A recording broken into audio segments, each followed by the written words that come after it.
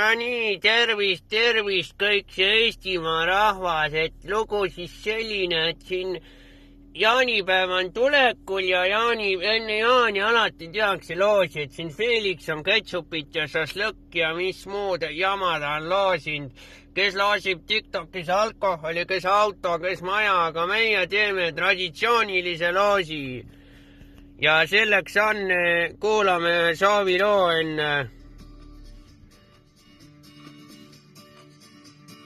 Ühesõnaga selleks on traditsiooniline Elmari tantsijutuplaat.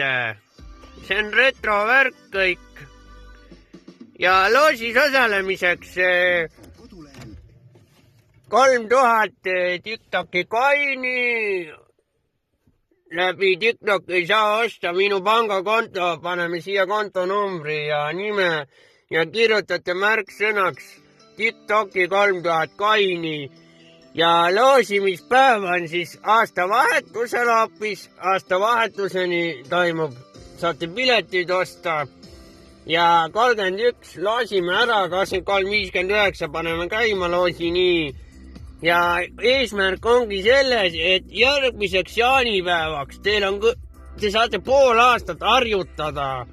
Kui te saate aastavahetuse plaadi kätte järgmiseks jaanipäevaks, teil on kõik lood selged edepidi ja tagurpidi ja te oskate kõike kaasa laulda, et see ongi eesmärk, et te saaksite harjutada.